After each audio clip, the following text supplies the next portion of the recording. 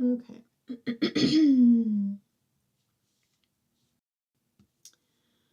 Just making sure we have everything set up and ready to go. We have just a couple of minutes here before we kind of get things going. I just want to make sure I have everything ready. And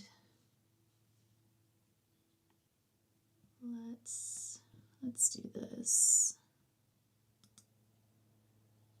Let's do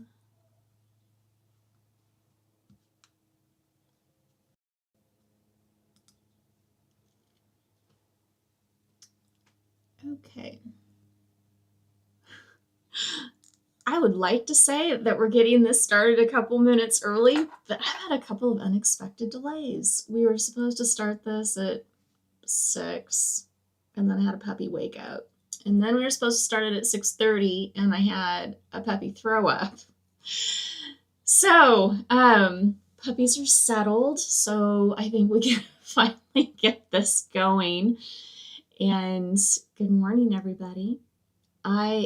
This is Mindful Madness, and we are doing a live Mad Reads, and for the Mad Reads book club. And we're going to be talking about invisible women. We'll kind of get into that in just a moment. And but before we kind of kick that off, I want to, as I'm going through and wandering the internet this morning and try not to get too bogged down in all of that stuff, there was an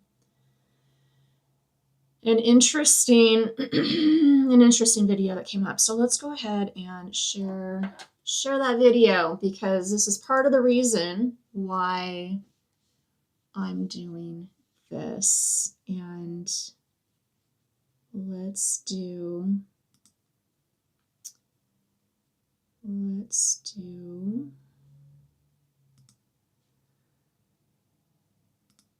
that, and let's do that, and we'll transition over here. So we're still really new, so I'm the one that's figuring out how to push the buttons in the background, where to look, when to speak, all of this stuff. So bear with me a little bit on some of the roughness that we're doing here. So I was perusing this morning, and I came across this little segment that was shared by Nico Voss 9. And when we think about where women are at in society today, and I do live in a city, so you're going to hear a train in the background here. Can't help it. It's random, so just bear with it when it comes through. It's fairly quick. Anywho, see, and it was just that fast. Okay, so that's the transit train. Anywho, so when we think about like the women over in Iran and where they were at in the 1970s, all of the freedoms, education, business owners, doctors, lawyers, the whole thing. And here in the United States, we are seeing our rights being not threatened, but taken. So we need to be paying really close attention to this, because it's not been that long. And when we're born into something, for me, I'm a Gen Xer. And so for me, my perception that women's rights have always been here, it's not true. So 1974, I was born in 69, 1974, women were just at that point able to get credit without a male cosigner, buy property, own property. Now, property variations have been restricted throughout the history of the United States, but being able to own it without a male or in the restricted capacities wasn't until 1974, being able to get a loan, credit cards, this sort of thing. Have a bank account without having your husband or male as a co-signer. So let's see. So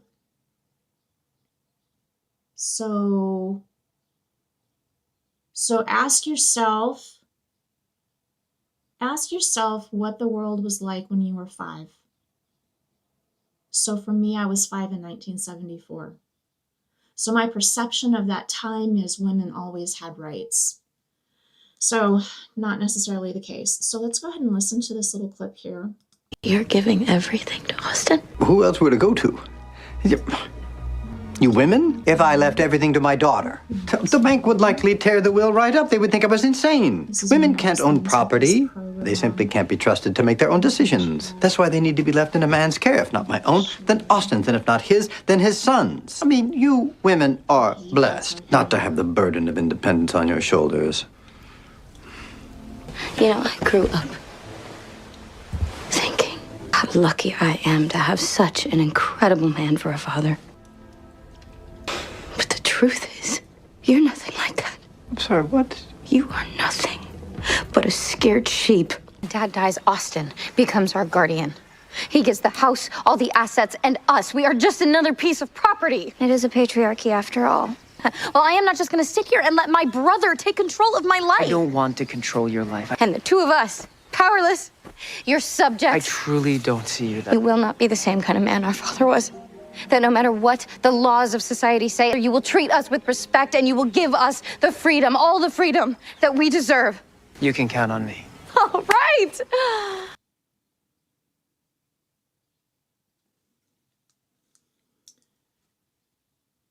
So going through and watching that realistically wasn't that long ago either. And I think, and part of my inspiration for doing this and what I have come to understand is while we have a lot of different groups doing a lot of different things for women and children inside of the United States, but they're for the most part disconnected, and we all start at different points in our understanding where we've been and how we've gotten to where we're at today. And my goal with the book club here is that we is to help us all get on the same page. Bear with me, because I have to plug this in or I'm going to lose my mic. Hopefully at some point we'll have somebody that does the background stuff. We'll see how this goes. Anywho, the reason why I'm doing this is I have always had an interest in systems and patterns. And over the last 10 years or so, I have focused more of that attention in analyzing systems and patterns that affect women. And I don't speak for or diagnose individuals. I really focus on like the bigger picture and then how that relates to us individually and where like possible gaps are, where things repeat, where things get stuck. And one of the things that I am understanding really from like the women's, the marches for women voting, women's rights, this sort of thing, to present day, we are not carrying the message forward. So daughters and grandmothers are not teaching their daughters and grandchildren this entire history arc that we're on. And because of that, we end up losing, we end up going through different sorts of patterns, and we end up losing ground. And I think that if we were to be the historical storytellers and the keepers of information that we have historically been, and that we pass that on to the generations so that they don't forget, so that they understand systems and patterns. And so the book club is designed to help us all get on the same page. And we're going to be talking about invisible women today. I thought that this video really kind of helps to point out that, a lot of this stuff is just really very recent. And so we're going to go ahead, and we did episode 1, where we talked about episode 1. We talked about why the default sex is male in the majority of societies today. Should it be?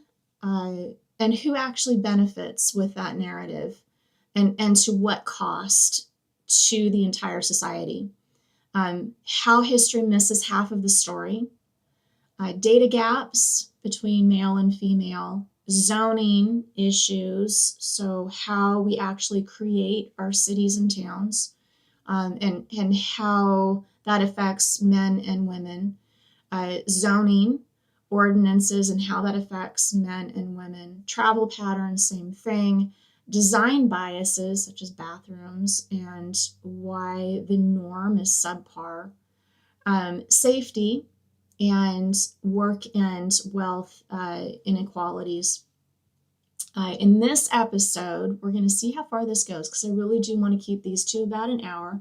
I don't want too much information in one shot, because some of this, it's really good to just kind of sit down and chew on this and really kind of think about how that's affected women and children in the past, and men, because this really affects them as well. And a lot of our men are not in a healthy space today, and they're not in a healthy space. Women and children are definitely not in a healthy space, and this feeds on itself in both positive and negative. We definitely need to get more of the positive out there.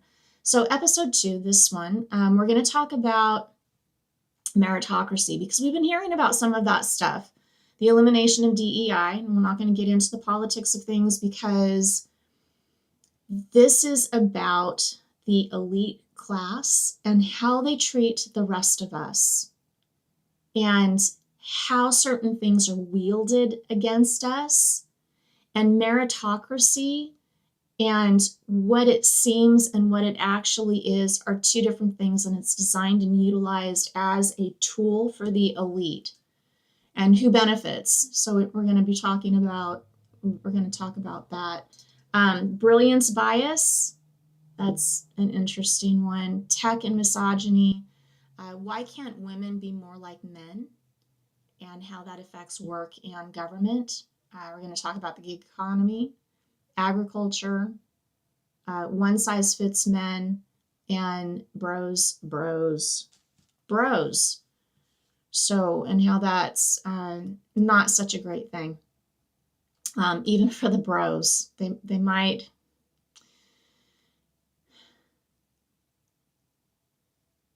Yeah, we're just going to take a pause on that thought. Sometimes I really have to watch what I'm saying, because I can definitely go off on tangents, and I don't want to do that. So, all right. So what we are talking about is, let me get over to, I'm going to do this and that. Oh, before I do that, let's go ahead and talk about what we're doing with Mad Reads. Mad Reads has a few different sections we're working on women, labor, and value at this point. And with that, we're going to be covering invisible women, which is what we're covering in the second episode today. We're going to do the patriarchs, women's work, and the Care Manifesto. I do encourage people to go through, and if you can't find it at your local library, there is a little app that you can work with that's called, hold on.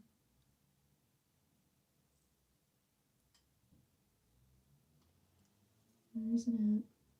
Just want to make sure that I get this over to you guys. I use so many different apps, and I just want to make sure that I'm getting the right one over. It's called Hoopla. Hoopla.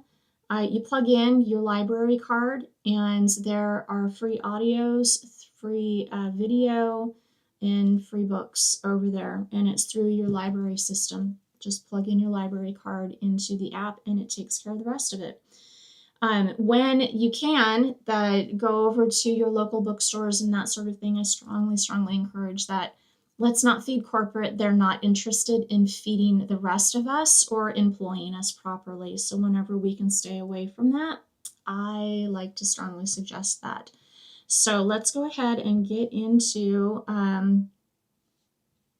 and for the most part, what the women, labor, and values about is what women sustain, produce, and are never credited for or poorly credited for. And let's do...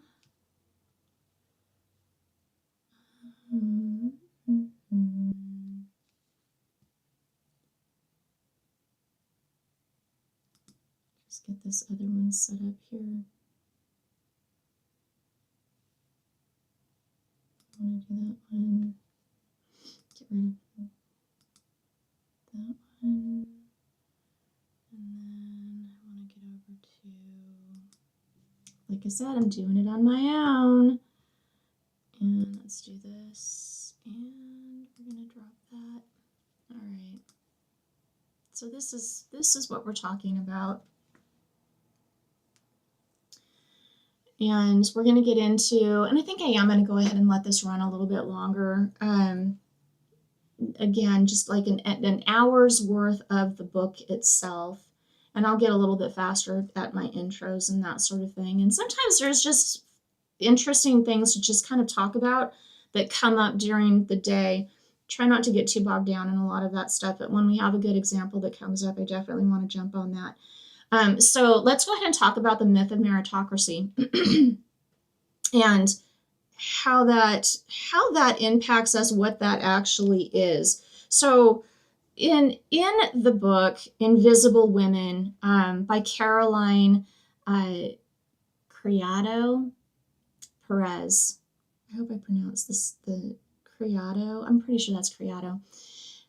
What she talks about, she goes into a lot of depth, but it's a nice read. It's informative. I like how she holistically goes through society, our day-to-day stuff, and gets into the detail and really makes you kind of go, oh, well, that makes sense, and no wonder. And sometimes humans, when we're born into things, because it's always been that way, and we don't have anything to compare it to, or we don't understand that there could be a different way of doing something, we assume that's it. That's it. That's the way it works. No questions. And we just move through our life, working with the expectations, male or female, that are put upon us. And some people almost robotically go through their lives without asking the questions why, where other people are constantly asking the question why.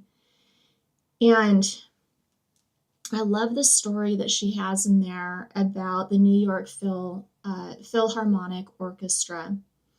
And so the Philharmonic Orchestra had few to no women until about 1970.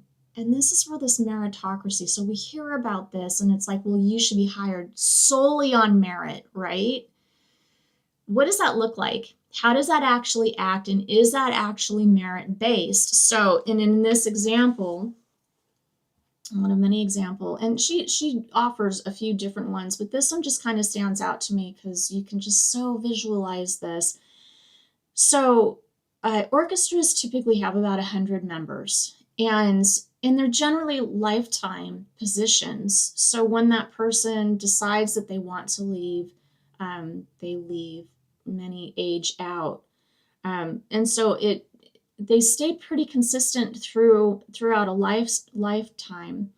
In the 1970s, it grew from 0 to about 10% in one decade. Okay, and then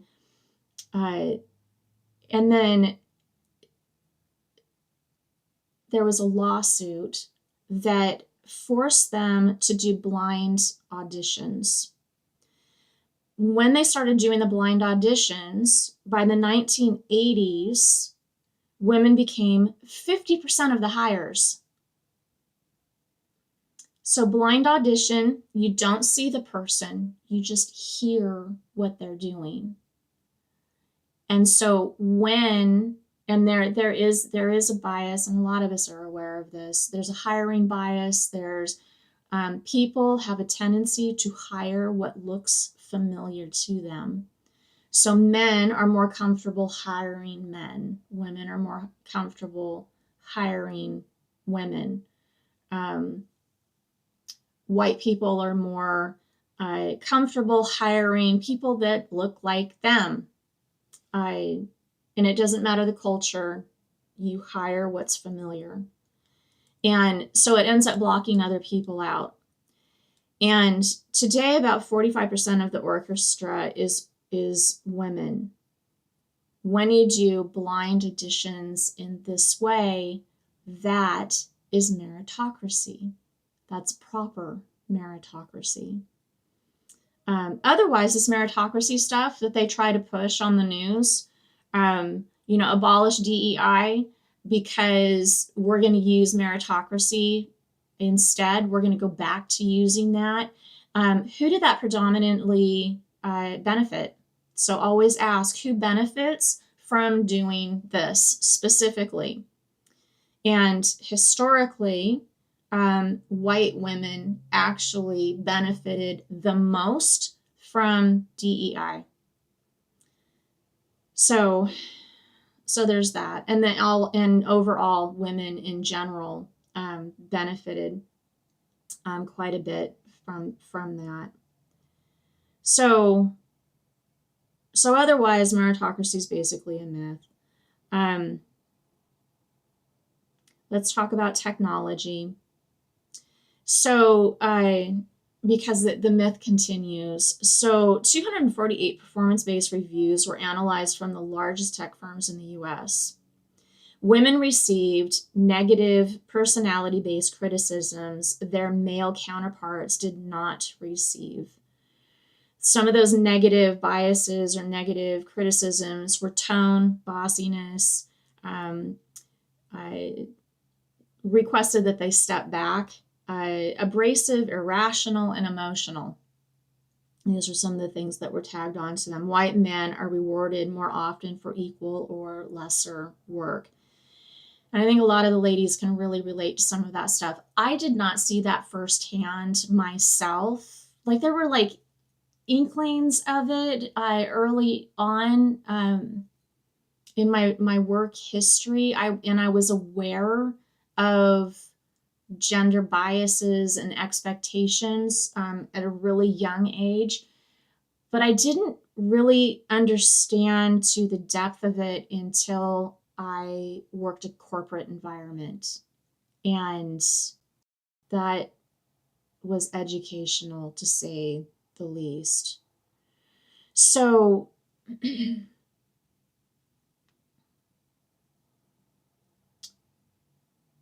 I liked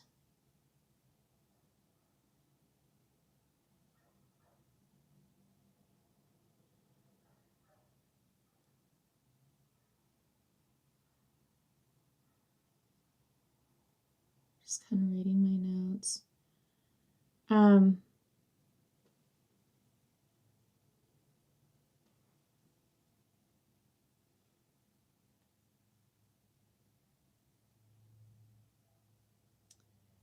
So this was interesting. A belief in meritocracy is all you need to introduce a bias. People will choose what's most familiar. We talked about that. By default, white men hire, promote, believe, support, work with other white men. And we all have that tendency to do that. It's just they're the ones that are predominantly in positions of choice and power. And so there is a bias built into it, specifically right there. And if this is the case, then in the tech world of meritocracy, its religion as God is a white male Harvard dropout. Okay, so in the tech world of meritocracy, its religion, its God is a white male Harvard dropout. And most of its disciples. 25% of its employees are women. 11% are tech executives. Women earn more than 50% of all undergrad degrees, 50% of all chemistry degrees, and 50% of all math degrees. 40% leave tech companies. This is women. 40% leave tech companies within 10 years.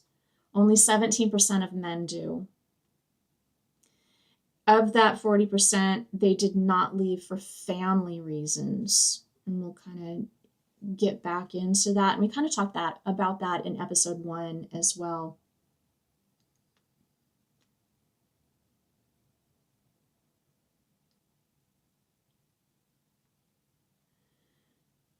So, and then we talk about academia follows basically the same religion. Females are offered fewer funding options, less mentoring, fewer professor meetings, and offered fewer jobs. Female written papers in double-blind review are accepted more often and or are rated higher. Most journals and conferences do not use double-blind practices when they review who's going to be speaking or whose work is going to be shared or promoted. Situation is key to research impact, career impact. Men self-cite 70% more than women. And we think about this like music industry, writing, all of this. Men will put themselves out there as being the primary, even when they're not. Women cite other women more than men do. Also, the use of initials leads to the idea of male. So if Caroline Criado Perez were to say CC Perez, most people would think that her name was male. Joint attribution defaults, males, even when women were the lead or the primary, the default goes to them. And that's really baked in to our society. Less so now, but when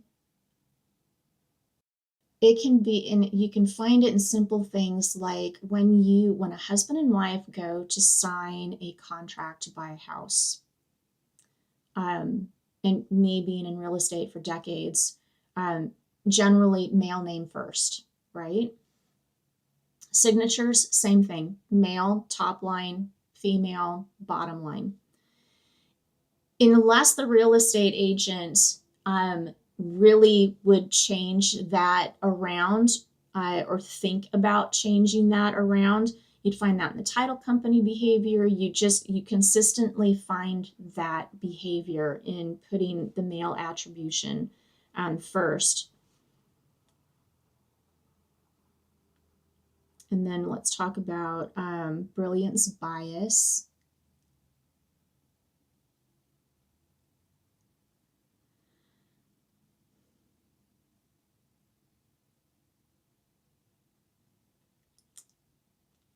So when we talk about brilliance bias and we talk about what is commonly seen, which is why what's commonly seen is what commonly continues forward unless it's interrupted. And so if little girls don't see female doctors, they don't see themselves in that position. If little boys don't see themselves as men as caregivers, or men that take care of children or family, or have compassion, or show emotion, healthy emotion, they don't see themselves doing that either. And so it's important, especially as children at younger ages, that they're exposed to those specific things so that they can identify and see themselves that that's an option that I might be interested in. Women are most likely to point out biases in research which impact medical practice, government, education, safety.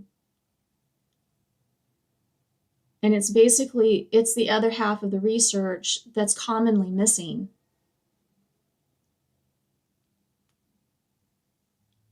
And it's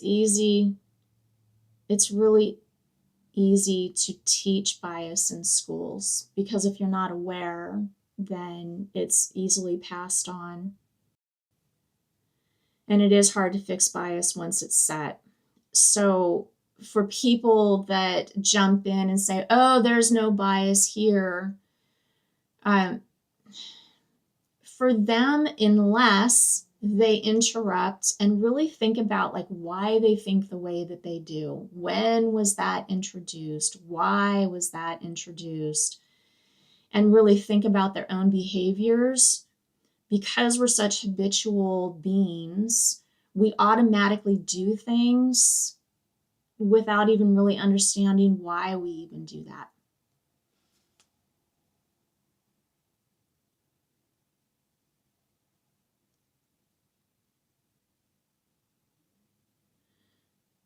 And so one of the things that I really liked is she pointed out, think about who has created most of our technology most recently. Tech is predominantly a misogynistic culture today. It's single-minded immaturity.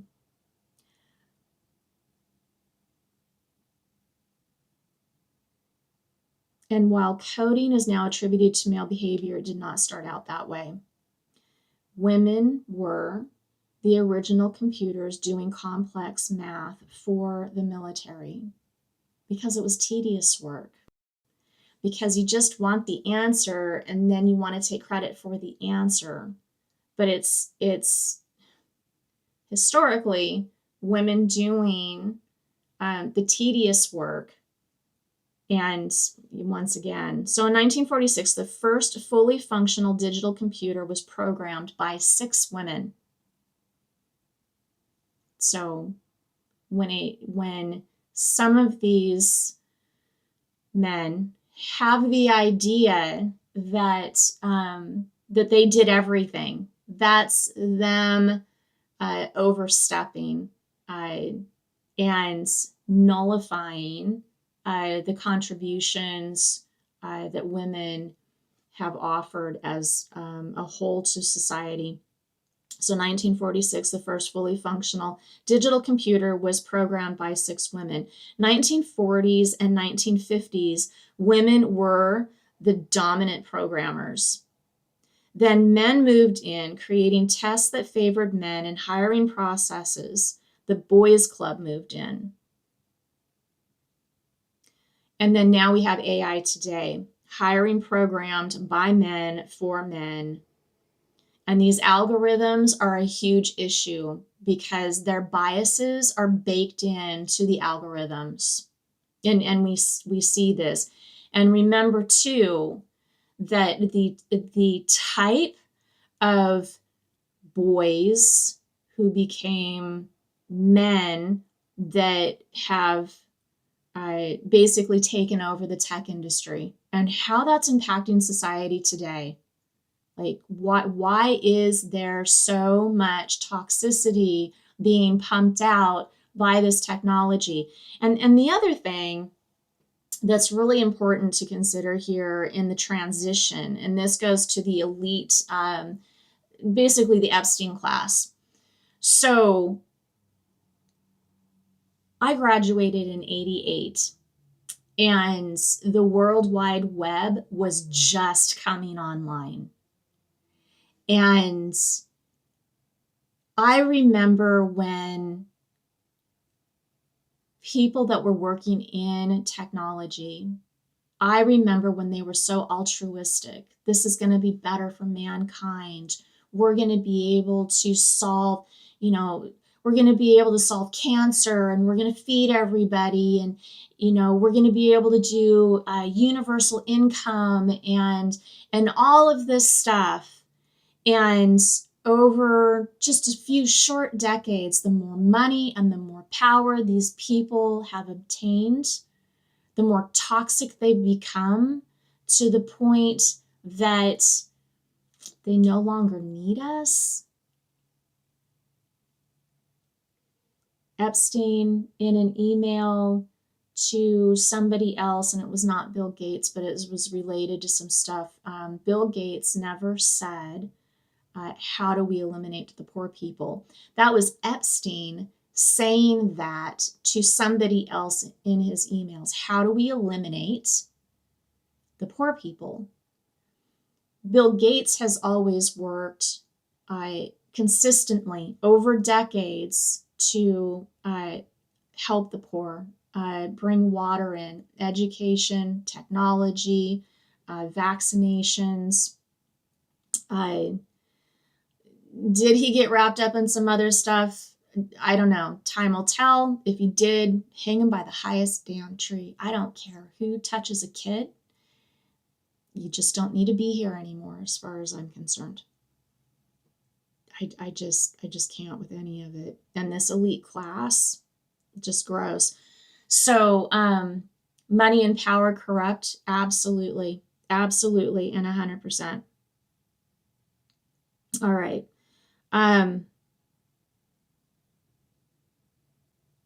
So we talked about the algorithms, who's designed the algorithms, why we see some of the behavior, and why some of these paths go to such a negative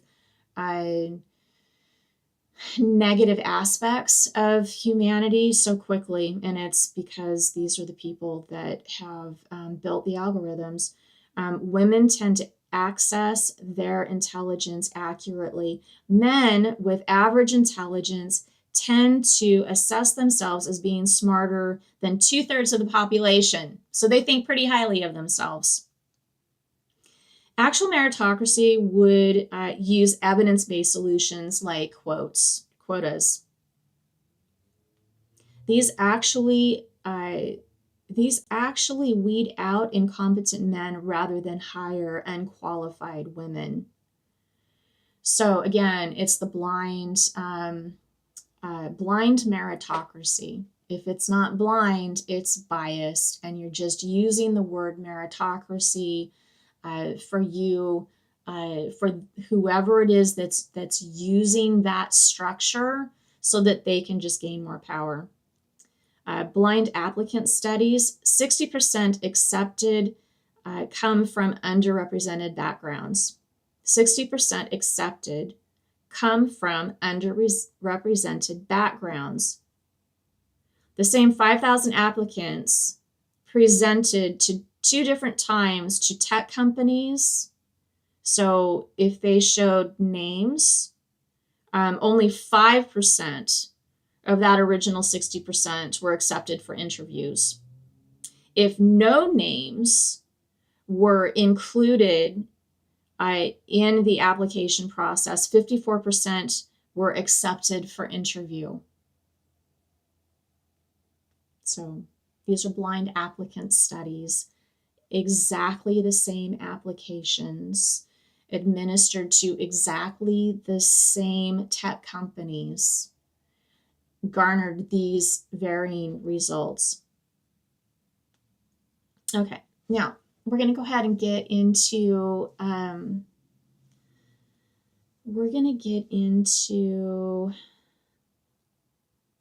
she gets into pregnant and working and how that affects. I'm not going to get into too much of that. Needless to say, it's pretty profound, and it has a lifetime impact, specifically on women's income, wealth acquisition, and ability to retire.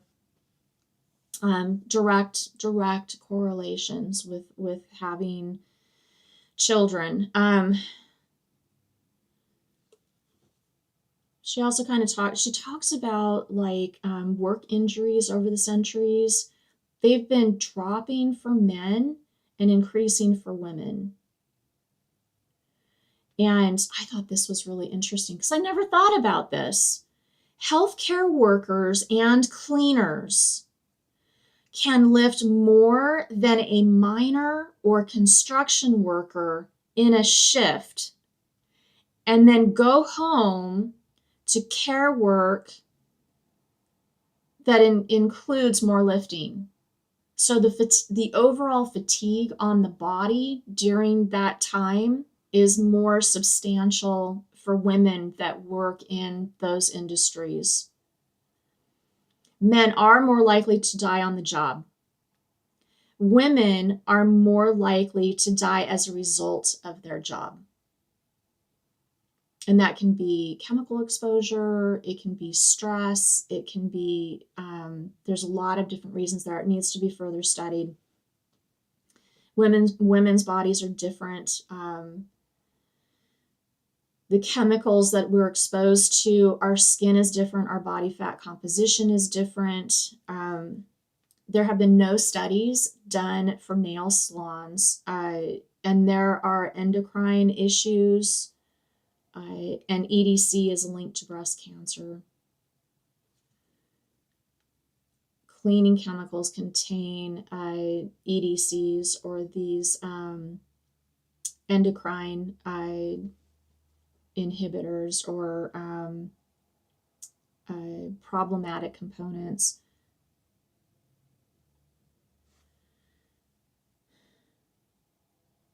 Here's another aspect of where data bias comes into play. And basically the whole book is just geared around data biases.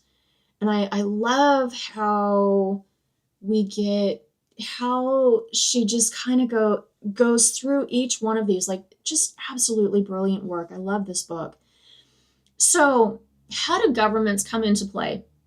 And how do they have this data bias that shows up over and over again? So governments still default to male even when they have research. And why is that? Because women are underrepresented in government as well. 2007, there were 1 million women farmers.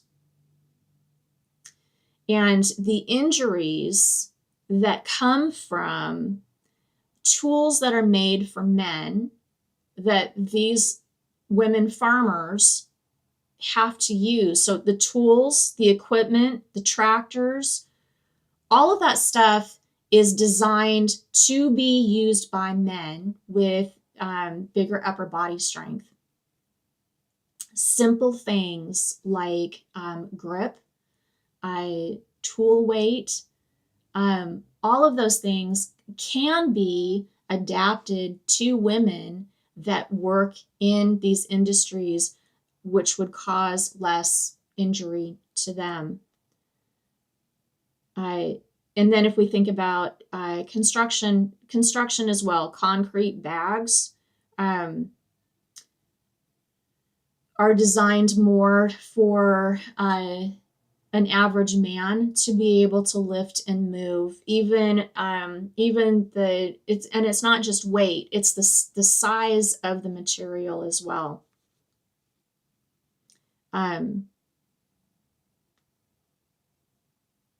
Not that you go through and like you change, like there are some standardizations that have to be there, but how that actually happens and how it's applied should be researched more. Military. Stride length in marching causes hip injuries for women because women have a smaller stride. So 20% of the Air Force are women in the UK. The backpacks are designed for men, not designed for women. The boots are designed for men, not designed for women. Bibs and overalls is a problem in the bathroom for women. So when you have to go in and do bibs or overalls, coveralls, wherever you're from, women have to take off their overcoat, their sweaters, their freaking everything just to get the business done. A better design would speed up that process.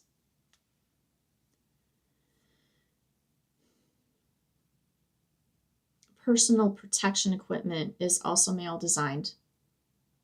Face masks, the gloves. Police, PPEs. Again, there's female gear issues, vests, belts, this sort of thing. The problem is you can't put a vest made for a man, even if it's a smaller size, on a woman and expect the same protections. Just as an example, so women have boobs. It raises the vest up and creates more exposure to the tummy area. Shoulders, and I don't know, some gals have experienced this firsthand, putting on these vests that are really very wide, or they don't fit very well, can end up with sore spots underneath your arms or around your arms, this sort of thing. So poorly fitting equipment because it's not designed for women.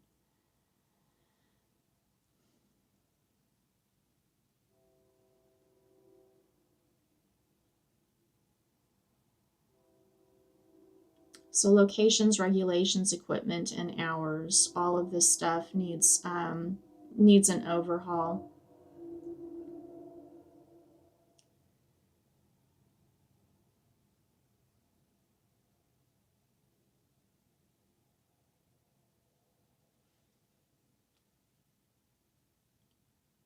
So she gets into some other things that I kind of took some notes on, but I think I want to just go into this gig economy. And we kind of talked about this a little bit in the first episode for Invisible Women. And it talks about women in the workplace. But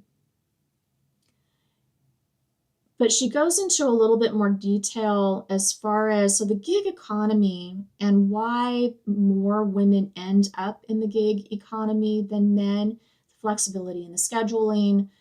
They generally have young children. They need the flexibility in the hours. This sort of thing comes into play. When women take on part-time work or work in the gig economy, they're also not paid as much. They don't end up with the benefits. Retirement packages, healthcare packages, this sort of thing all disappear. Gig economy also has issue with proper protections. There's the pay gaps. Collective bargaining is non-existent because Epstein elites do not like it when workers can defend themselves. If you're pregnant, you have absolutely no rights.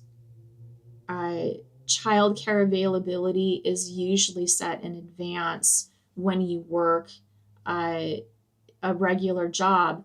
But in a gig economy, it's not. So it's harder so when you have daycare and you have to set time for the daycare to know when your children are going to be there. And a lot of daycares, if you're not there, you still get charged. So they have like flat rates, this sort of thing. In gig economies, you don't know when you're working, or if you're working part-time, schedule changes, this sort of thing. It really becomes very problematic. And tech in particular does not provide stable schedules.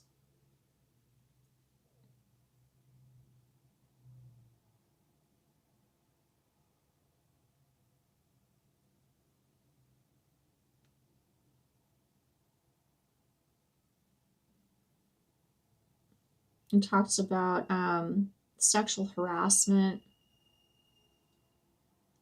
Sexual harassment is more predominant in male-dominated industries, so manufacturing, hospitality, and leisure. An average, there's a 52% harassment average across all industries, 69% in manufacturing, 67% hospitality and leisure. The hospitality and leisure can actually come a lot from the customers, not just the people that you're working with. And then in the US, the worst industries for sexual harassment, construction and transportation and utilities. So I worked in construction. I've been in and around the construction industry since my early 20s. And I have experienced some of that, although I was also fortunate in some of the positions that I had where I could actually call out BS on it and make them behave themselves, I guess. The BS was still there, but the behavior could be mitigated. Silicon Valley, women's senior positions. 90% witnessed sexual harassment. 87% received demeaning comments. 60% unwanted advances. 1 in 3 feared for personal safety. 1 in 3 feared for personal safety. Healthcare workers, nurses are subjected to more acts of violence than police officers or prison guards. Think about that one. Nurses are subjected to more acts of violence than police officers or prison guards. And part of the things that they end up having to deal with is like long hallways are dangerous. And the hospital, so by design, how hospitals have been historically designed increase the chances for nurses to be injured or harassed. Unprotected workstations, understaffing, which goes directly towards the Epstein class and their bottom line because they own all of our medical stuff. And they generally have like a high turnover. And sexual harassment, for the most part, is underreported because there's really no systems of protection, piecemeal at best. And we won't get into like prosecution stats and that sort of thing. That's not really what this is about. And okay.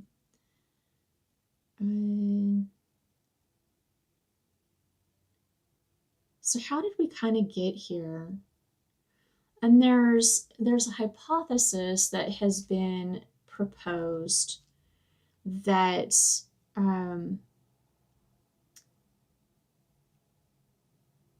so it's called the plow hypothesis, and it's the ideas that societies that used the plow would be less equal. And there's a little give and take on this. I do have some thoughts on this. I don't necessarily think that I would call them arguments. And I think part of it has to do with I need more information.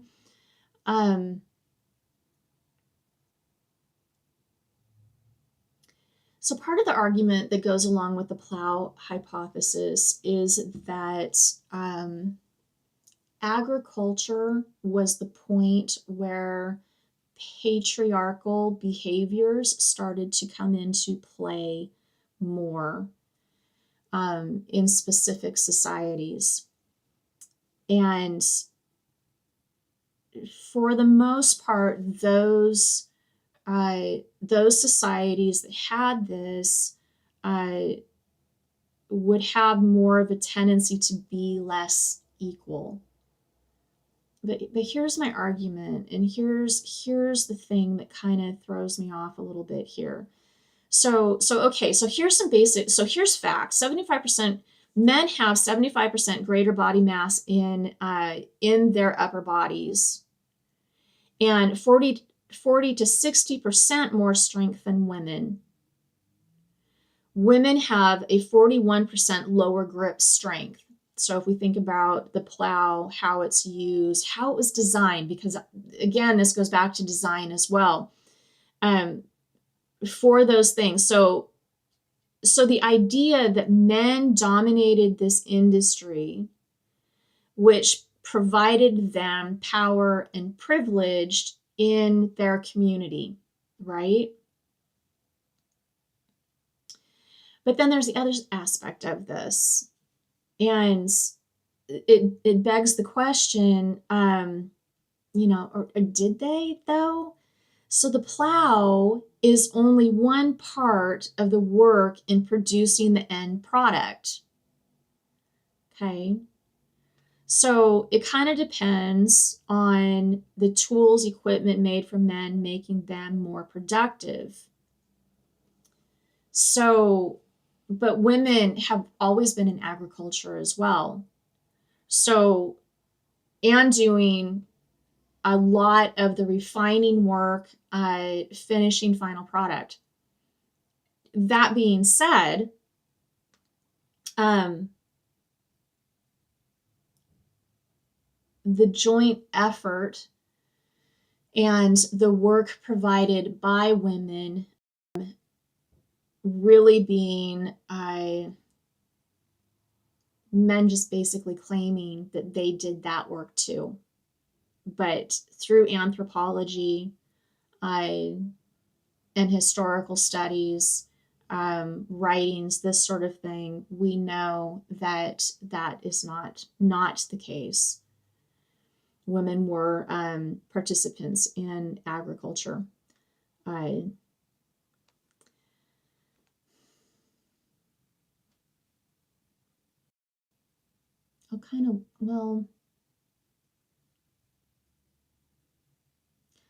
question and I ponder if it's not women that actually created agriculture. If we're talking about hunters and gatherers, and we're talking about women that are working closer to the earth, and the women are noticing specific plants do specific things at specific times, and they start gardening, and then that's expanded, then I would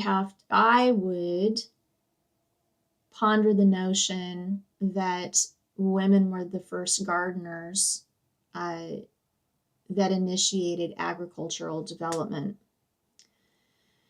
So, and it's kind of complex too, because a lot of those cultures earlier on were also more egalitarian. So men and women did everything together.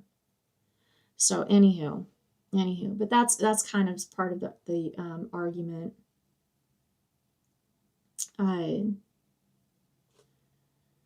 So globally, today, there's a lot of illiterate women globally. Women are more likely to be poor farmers globally.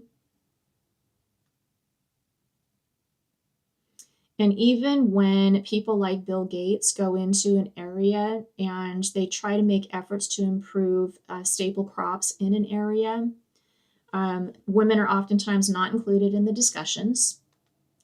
Men would oftentimes vote for crops that increased yield.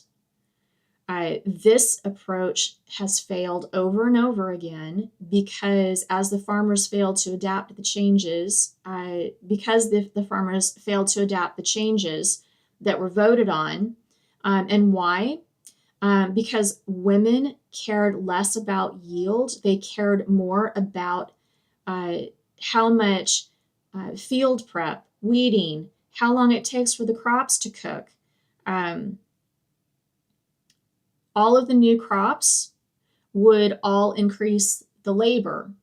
So again, when you eliminate half of the population from the changes that you're wanting to bring, you can miss some pretty big points. And the whole thing could end up failing as it has. And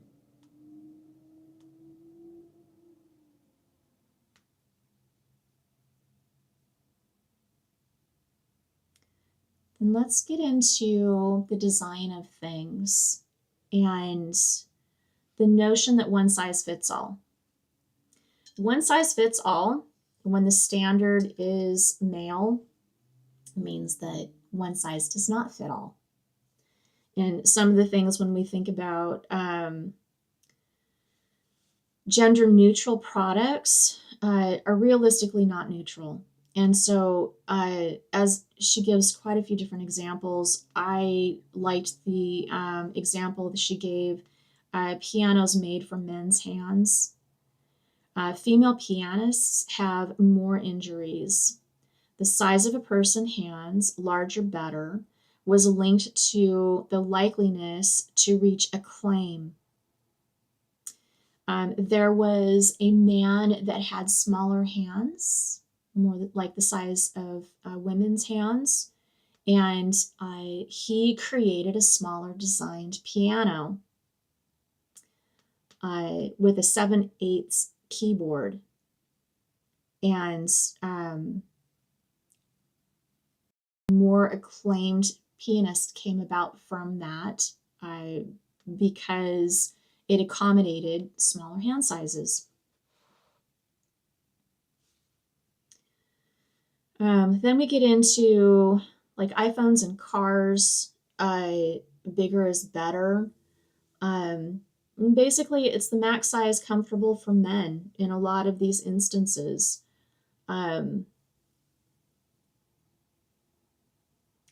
Voice activated software. We get back into the technologies.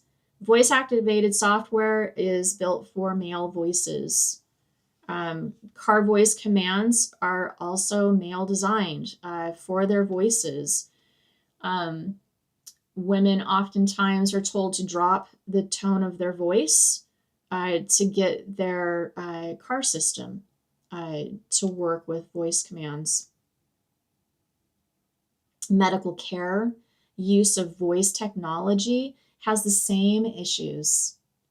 So when a male doctor is using technology on voice commands, so when they're seeing patients and taking notes and they're giving verbal notes, their notes are more accurate, speeding up their time. When female doctors are using the same technology, there's more errors. They're having to continue to write in on their own, make corrections, which creates an overall lag time,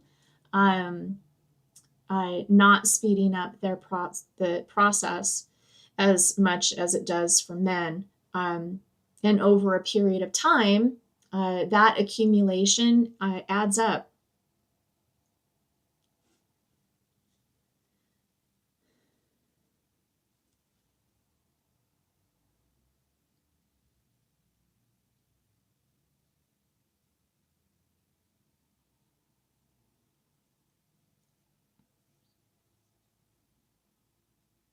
Oh, God, this one's a big one.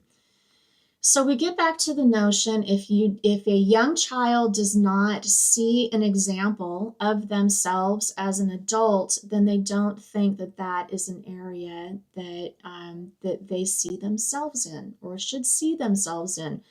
So now we've got tech bros, with all of their challenges, working with AI and algorithms. So let's start talking about some AI stuff. And this stuff is horrifying. So, and it starts out small, and it doesn't seem like it's that bad. It is that bad. It's that bad, and it's worse. So AI and algorithms are based on men's voices and images. Okay, so if they want an algorithm to create a doctor, it's more likely going to be a male doctor, right? Just as an example, data sets feed traditional gender expectations. So if they're using, and remember, data gaps, data sets, so when you're using information that has a data bias, you didn't ask the other half of the population, didn't even bother thinking about studying the other half of the population or children, then you feed that data set into an AI or an algorithm, you're missing more than half the population. And this amplifies social issues, and we're seeing that. We're seeing that left and right already, and it's global. Let's talk about the job market. 72% of US CVs never see human eyes. And those algorithms, those AIs, are trained on the words associated with men. So when they go through and those algorithms are searching for qualified people, they will be biased to choose men because of specific keywords associated to men. So you can bake in, and it's already there, baked into AI and algorithms are these biases. And that doesn't, and it's not just male, female, it's other cultures, and I mean, you think about who's made these technologies, they're all white men, all of them. White men with no self-awareness. Medical technology, insurance companies, biased male in diagnoses. So tech diagnoses. So again, the data sets are male. And so they're applying male and specifically white male to the data sets that are then going through and diagnosing, used in diagnosis, used to determine who gets insurance and who doesn't. All of that is based on a male profile.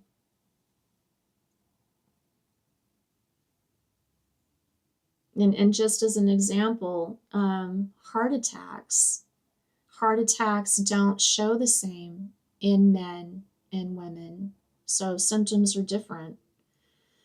So, boy, if that doesn't get you to just kind of go, and the thing of it is too, and you think about the whole thing that happens right there. So starting at the university, well, even starting before then, but we'll just start with the university level. So when you go through and you understand that the biases at the collegiate level, who's getting financing, who's getting mentorship, who's getting recognition for writings, because so when you're a professor, when you're an adjunct, when you're trying for tenure, you have to go and write a certain number of papers. You need to be a predominant person in the writing of that paper.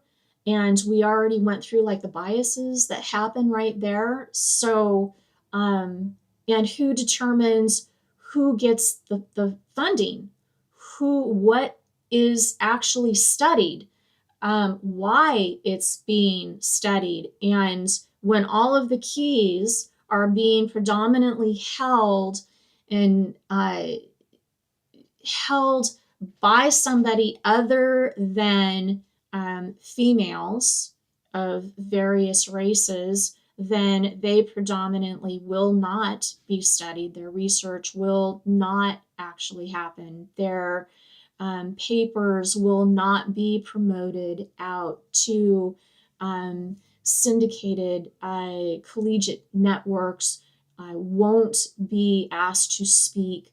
And all of that cycles back into data gaps when you drop them into these algorithms and AI, because the research never happened. So there's no information to put in there, or poor information to put in there. So this kind of goes into, and we get into a sea of dudes, like bros.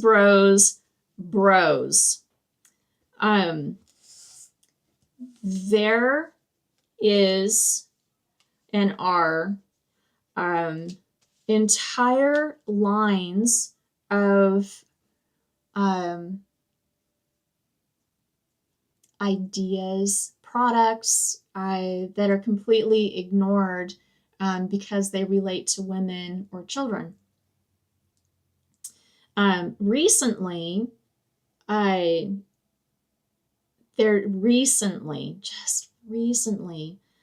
there's been a new breast pump design. There has been a new design for a gynecological exam tool. I forget the name of the tool, but the one with the, ladies, we all know it. But a different design has been created that's a lot more comfortable and useful for the doctor.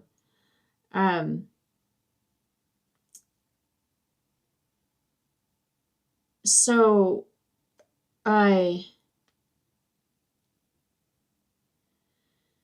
this goes back to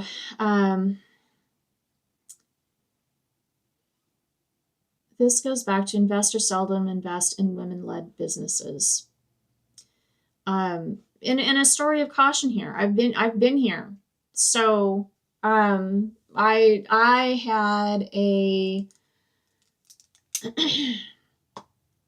when I was working in marketing and advertising, I came up with an idea, and this was before Facebook went public, and I had an app, a social app idea, and I was able to go through the process and get funding for it. And we went through the development process, and we were in beta testing, and we were seeing the app work on the phone, working on the desktop, this sort of thing. And our strategy and how we were using it and what this new app would be doing was working. And in just the state of Florida alone, in one vertical, conservatively, it would bring in about $3 million net annually. And woman creator, and money's coming from men, my partner's male, and the developers are male. Great team of developers. They were awesome. Well, the money guy decided that he wanted the whole thing for himself. He didn't want to share it. And so he tried to take it from not just me, but the team. And I kind of had a feeling that this guy would go a little bit squirrely at some point. And so I made sure that I designed it where either we all worked together and it worked together. But if any of us stepped aside or otherwise misbehaved, then the whole thing had come crashing down. And sure enough, he stepped out, got greedy, which I don't understand. And this is the thing with the Epstein class, is they're bottomless. They are absolutely bottomless. And whatever dysfunction they have in their souls, there is no fixing it.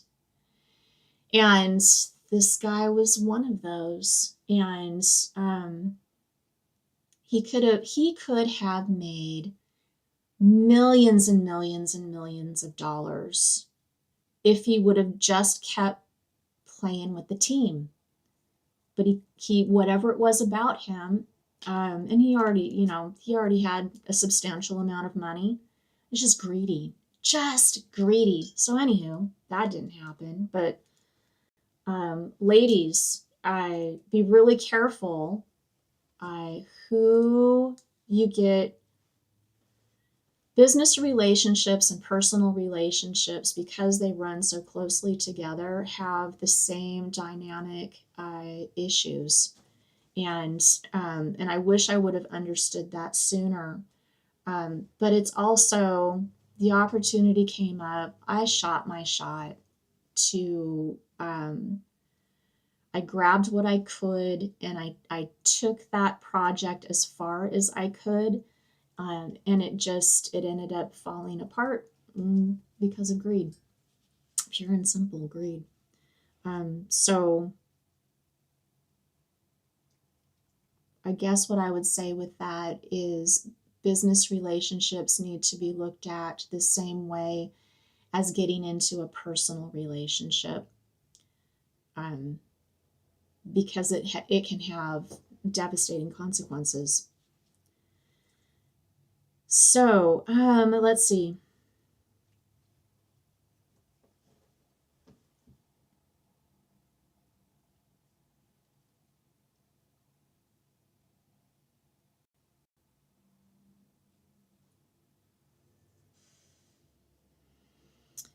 So 2018, there was a U.S. Boston consulting group that did a study, and on average, women receive less than half the level their male counterparts get as far as investment funds.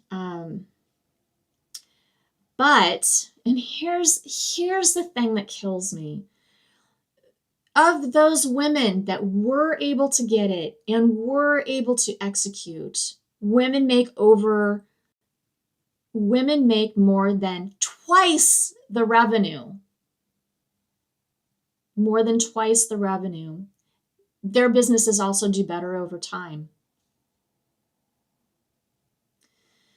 There was a Norwegian business school that recently did a study and showed clearly that women are better leaders. They're more emotionally stable. They're more extroverted or extroversion. They reach outside for information instead of thinking they have all of the answers. They're open to new experiences. They're more agreeable, and they're more conscientious.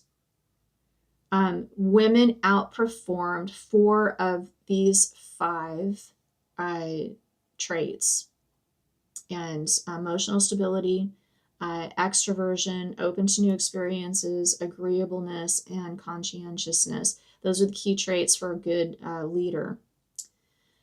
We also know that the more diverse a company is, the better it does. And the more innovative it generally is. Tech areas lack innovation, especially for women.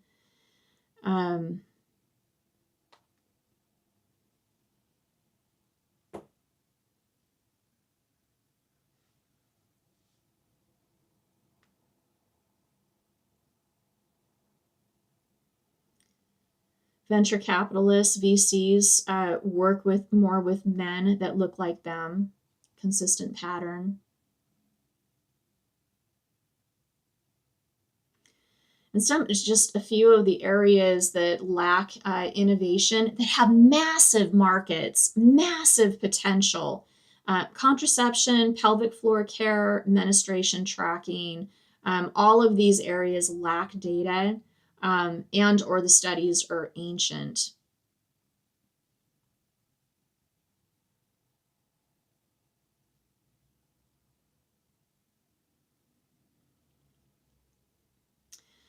Some of the data gaps, I found it interesting. Apple, Siri, early on, I don't know if it's still the case. I'd have to go through and just kind of double check this. Siri could help you find prostitutes and Viagra, but they could not help you find abortion clinics.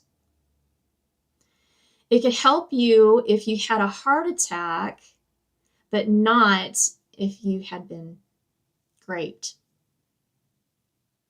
So, and those are data gaps. Mapping routes, ladies. Think about this when you're using GPS. They will map the fastest route, not necessarily the safest route. And that's really something to really consider. I've driven across the United States 7 times now. And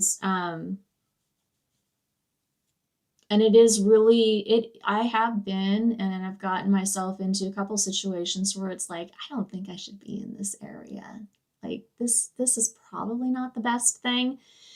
So just being, and working in real estate as well, just being very mindful where it's taking you. And I remember I had one GPS that, so here's the thing. I started real estate when there was no GPS. So in 94, when I was originally licensed, I had a stack of maps, and I knew my area really well. And in some respects, it would confine you to specific parts of town. So you would get to know just really specific areas. As GPS came in, it expanded where your service area, because it was just easier for you to get around. But especially early on, some of those GPS iterations would take you to places that were completely wrong, and in some instances a little unsafe. So it was an interesting progression for sure. But even to this day, again, just be kind of mindful, especially if you're going into areas that you're really, an area of town you're really not familiar with, or to a city you're not really familiar with. And also, that also kind of goes through, and it includes, like, if you're getting an Uber and that sort of thing, to make sure that you have your GPS on if you're in an unfamiliar area. Yeah, there's stories with that.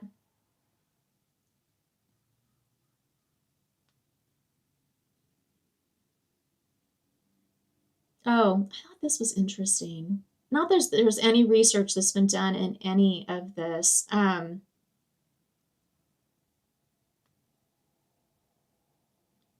So virtual reality glasses, these goggles and this kind of stuff, they're designed for men's heads, for the most part, and basically their physiology. Women get motion sickness more often with those, because of how women determine depth and the motion parallax in these virtual realities and how that functions. And so motion parallax is more of a thing for men, and shape from shading, and I have to get into that and kind of research that a little bit more, but shape from shading is more female. So like how we perceive things and how things move is key. And so there is more women do end up being a bit more motion sick a lot of times with that kind of stuff. And then also women have a tendency to get a little bit more motion sick, although when you control the motion, so if you're the one that's driving versus being the passenger, that can eliminate motion sickness.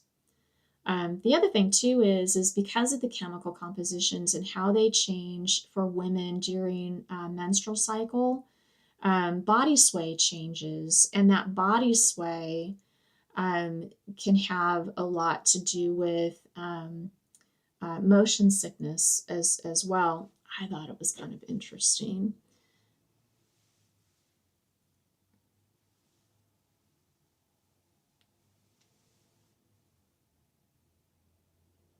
Sports technology, machines designed for male bodies, fitness monitors.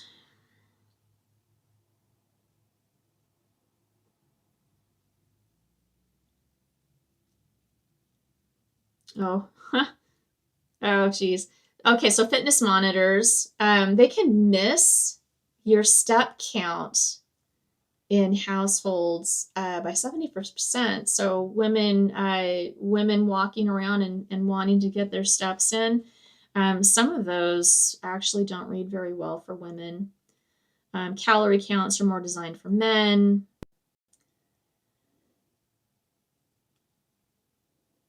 Oh, this one's kind of fall technology for elderly in the US. 59%, just say 60% of people over 65 are women. 76% of those live alone. Women fall more than men and are more injure themselves when they do. So you have a majority demographic in that situation, especially when you account for men typically die younger than women do. So you have a majority demographic, yet the gender studies are not a thing. They just put them all in the same category. They don't define what's happening when and to who. It just all gets tossed into one great big pile.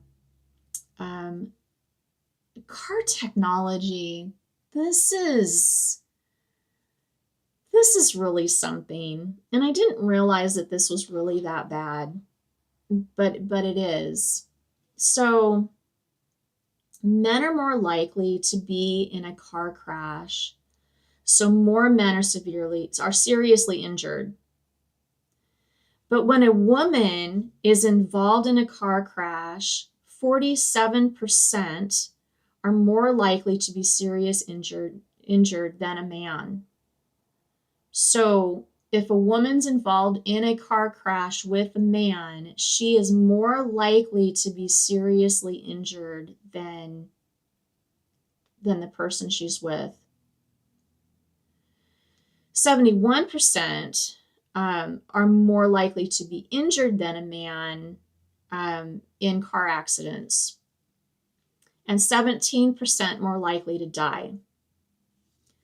Women have a tendency to sit closer to the steering wheels. I have seen some women are just right up against that steering wheel, and the force of those airbags when they come out on a small frame like that is, I am fortunate that I'm taller and I sit back from my seat quite a bit, but I'm still a pretty small frame. And I just think of some of those smaller women and the force of that. And I've said more than once, like, you need to get away from that airbag as much as you can. But again, it's designed for men. Whiplash is more common. Crash test dummies are not properly used. It's a smaller version of the male dummy. Seatbelts are not okay for pregnancy or breast size. And safety ratings. This gets a little bit messed up in here. 5-star driver's seat with male dummy. 5-star passenger seat with male dummy. Same seat. Gets a 2-star passenger seat with the female dummy. So it goes from 5-star to 2-star with a dummy change. Same seat.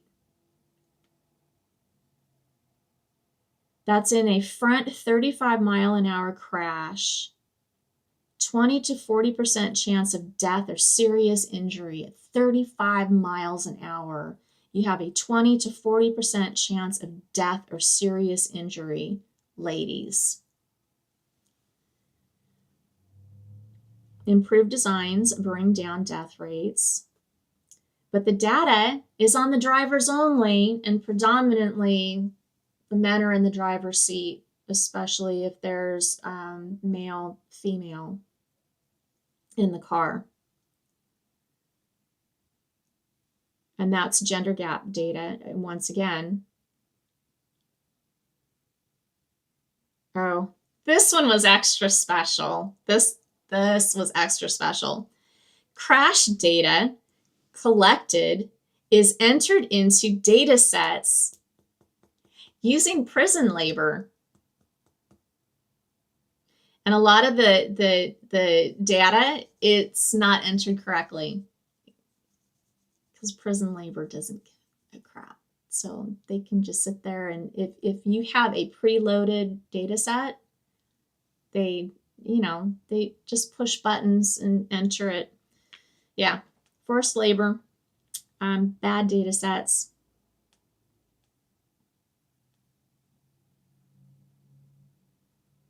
Okay, I am going to stop this right here because this has gone for,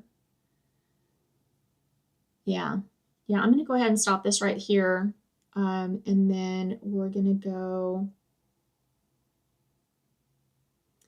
our next episode, we're going to talk about going to the doctor, why drugs don't work.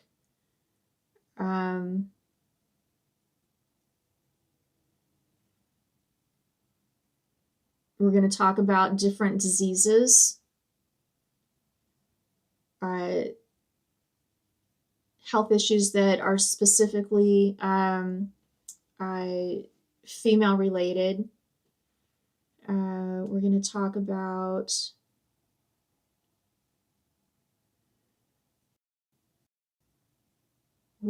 about how the Epstein class exploits females as a resource in numerous different ways, through policy, through gross domestic product, what's counted, what's not, the data gaps that are there. We're going to talk about infrastructure, childcare, taxes, gendered poverty, why that happens, when it happens. We're going to talk about some human rights and women rights, data gaps that are in there. When society, when disaster hits and the different types of disaster. So we're going to be talking about, like war, pandemics, natural disasters, that sort of thing, homelessness, and then that'll kind of finish up Invisible Women. So I'm going to take a break right here, and then I'm going to jump on in just a little bit because I need to go through these books a little bit faster than I am. I've had some slow starts getting a few things going, but I need to really cover a lot more material so that people have reference points and whatnot as we're kind of moving along with this stuff. And I might go back through and do different versions. If I do that, I might delete some of these. We'll just kind of see how that goes. So I look forward to the day when people actually start picking up what's going on so that we can actually start having more discussions, because I'll break these up into smaller bite-sized pieces. Right now, I'm just kind of working on the flow of things. I'm getting more videos onto the channel so the algorithm can pick things up. And I mean, goodness knows how, yeah. And then go check us out over on Substack. I'm going to be doing some stuff over there. I don't really like the way their live feed works over on Substack. So I am going to pop over there today and do a couple of lives just to kind of see how that works. But it's really not, Substack's not really set up to where you can go to one place to like see who's on live. You actually have to kind of fish around a little bit for it, which I think is kind of a flaw in their design. Hopefully they kind of update that. But anywho, thanks you guys for joining. I will see you hopefully in just a few minutes. I'm going to take a little break here, and then we're going to do episode 3.